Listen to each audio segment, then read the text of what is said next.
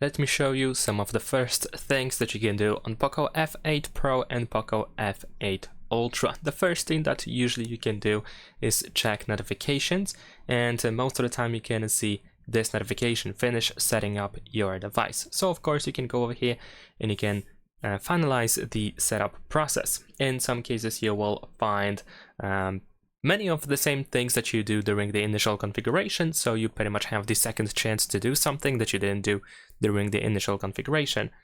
So of course we can go through these options and find out what you might want to do now that you didn't do before. Besides that, you can also open settings and you can find a similar prompt over here at the top of the menu that is pretty much the same thing. So if you still have it, of course you can go over there and you can finish the progress of the setup.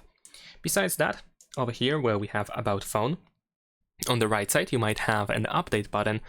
So of course you want to make sure that your phone is up to date.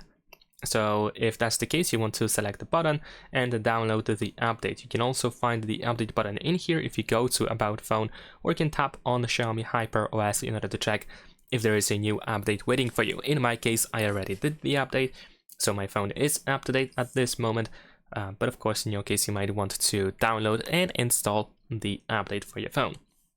Next up, we're gonna scroll down over here and we're gonna go to additional settings, and then you should be able to find the accounts and sync option. And in here we can press add account and you can sign into all your Google accounts that you didn't sign into yet. So of course, if you have more than one Google account, you can sign into all of them over here, so you can have access to all your Google accounts, including of course your emails, your Gmail, I guess.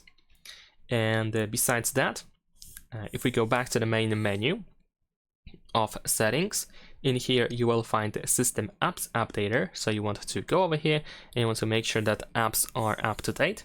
Also, you can open the Play Store, tap on your profile in the upper right corner and go to Manage Apps and the device, and over here you will find updates as well. So of course you want to update all apps. Over here, of course, you pretty much always want to make sure that apps are running the latest versions, that they are always up to date.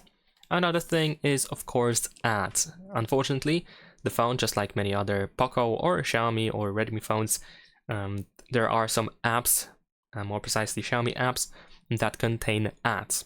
And also there are some apps that are pre-installed for us. But first, let's take care of ads. So what you can do is you can go, let's say, to the app vault first, tap on these three dots in the upper right corner, and you should be able to find this setting. So we have Manage Services, and you want to disable these two options.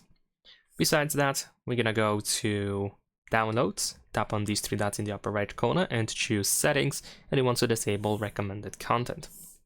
Next up, we're gonna proceed to the MI browser.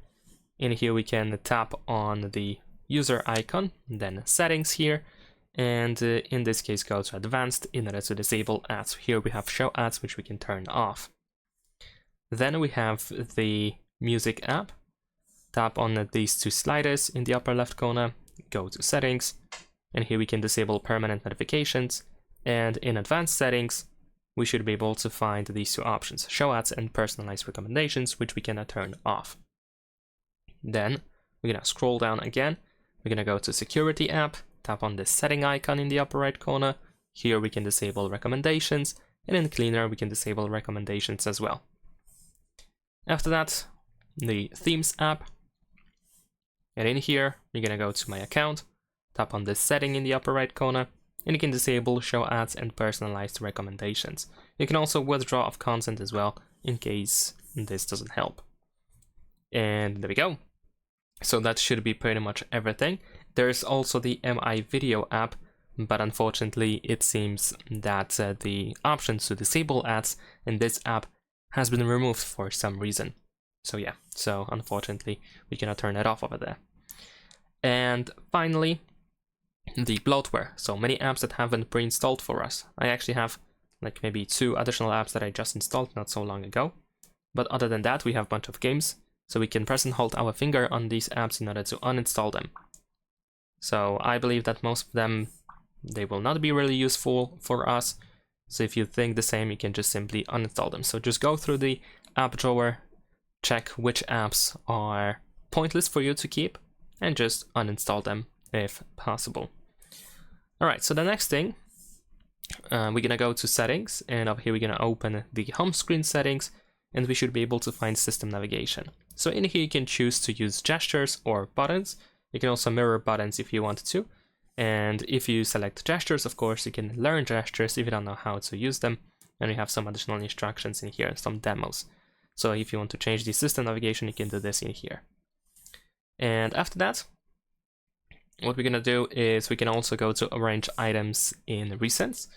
So this is also something that we could do during the initial configuration, but we can go back in here if you want to change it. So if you prefer the vertical style, then of course we need to swipe left or right in order to close an app.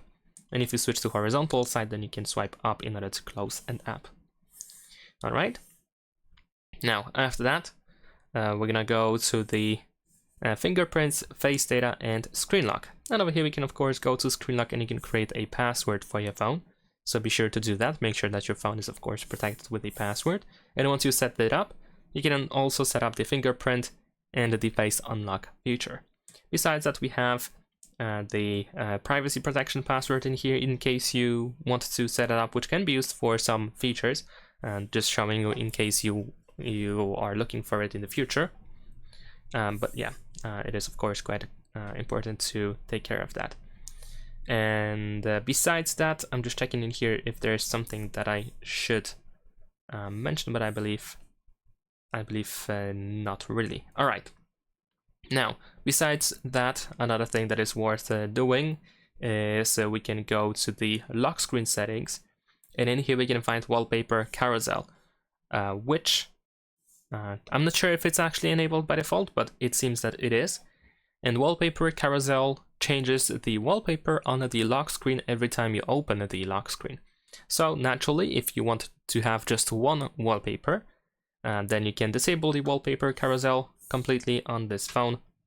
Or if you are using the wallpaper carousel, of course, feel free to do so. But what I can recommend you to do is disable the mobile data usage for the wallpaper carousel, because by default, the app can use mobile data, which of course might be inconvenient for some people. So I can recommend you turning it off over here.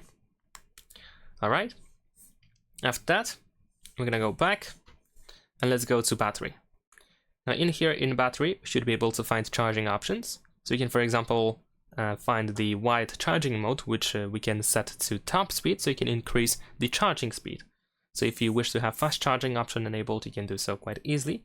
We also have a battery protection option, which you can adjust in here if you want to, and additional features which can be quite handy as well, like for example, the clear cache when device is locked. Be sure to check that out. And after that, we're gonna go to the app drawer, and over here in the app drawer again, we can tap on this setting icon in the upper right corner. You can, for example, disable app suggestions, so these are these apps that we have at the top.